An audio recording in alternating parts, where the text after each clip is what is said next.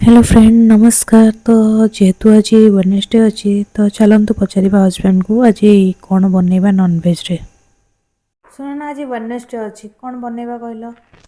Wednesday आज nonveg खाइबा। अच्छा नॉनवेज रे नॉनवेज रे कौन बनइबी। आज अंडार किसी आइटम कर। अंडा बिरयानी करिवो। ठीक अच्छे। जेहेतु ऑर्डर आसला हस्बैंड कर अंडा बिरयानी तो प्रथमे अंडा को बॉयल करके रखीदेवी साइड बाय साइड। पियाज को काटुची पियाज को काटी सारा पर आम आपको पूरा डीप फ्राए करवा रेड कलर ला पर्यंत डीप फ्राए करके आमको साइड कर रखीदे। तापर गोटे डिश रे में पानी गरम करवा से गोटा गरम मसला सब पकईदे और भिजई रखी चाउल को पानी फुटला पकईकि किसी समय कुक करवा। देन ता भितर मु किसी आलू नहीं आपन को जब पसंद आप नहीं पारे न भी नहीं पारे ऑप्शनल अच्छे। मुझे आलू को बड़ बड़ पीस कर काटी ताको फ्राए करके आम साइड करके रखीदे।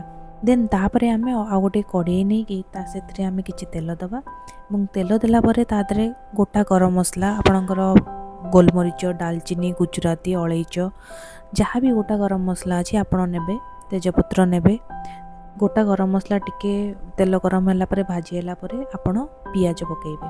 पियाज किसी समय भाजिकी कि फ्राए है देन आपण कौन करेंगे जिंजर गार्लिक पेस्ट टिके देबे।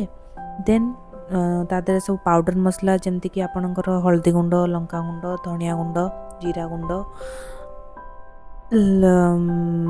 सब पकईकि आपण ताको मिक्स करदेवे। मिक्स कलापर टिके लुण देवे स्वाद अनुसार देकी तापर आम ताको मिक्स करिया एवं मसला कषी है पर्यंत आम ताको फ्राए करिया। जे पर्यंत मसला न कषी आम ताको फ्राए करने लगे।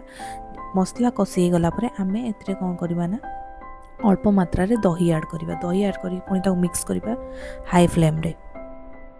ता भितर आम जो अंडाटा आम बॉयल हो जाए ताको आम फ्राए करके गोटे जगार काढ़ीदे।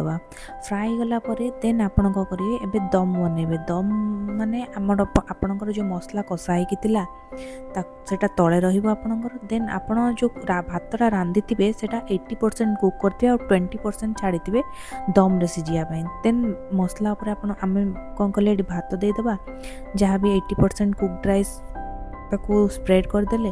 देन टिके आपणकर कलर देदेबे टिके आखि को सुंदर देखा जावाई नदेले भी चलो। देन आप भाजी फ्राए कर रखि अंडा एवं आलू को आपड़ टे सजे देवे। देन आपण ता ऊपर कौन करेंगे ना टिके पुदीना पत्र धनिया पत्र एवं जो भाजी आम रखी पियाज को देकी आम पूरा कवर करदे भल कि कवर करके आम 15 मिनट पूरा स्लो फ्लेम रे छाड़ीदे। आपण भी चाहिए केवड़ा वाटर दे पारे न भी दे पारे किसी असुविधा नहीं। केवल एसेंस आम बिरयानी एसेंस आम केवड़ा वाटर यूज कर न भी देले चलो। तापर आम ताको 15 मिनट कवर करदे। देखो मुझे जमी कवर कर 15 मिनट स्लो फ्लेम रे आपण कवर करके छाड़ीदेवे। 15 मिनट पर 10 मिनट आप स्टैंडिंग टाइम देकी तापर खोलिए। सांग सांग कवर को खोलियार आवश्यकता नहीं। 10 मिनट छाड़ी देकी आप खोलिए तो आपंकर ये बन गरमा गरम बिरयानी। तो thank you for watching my video.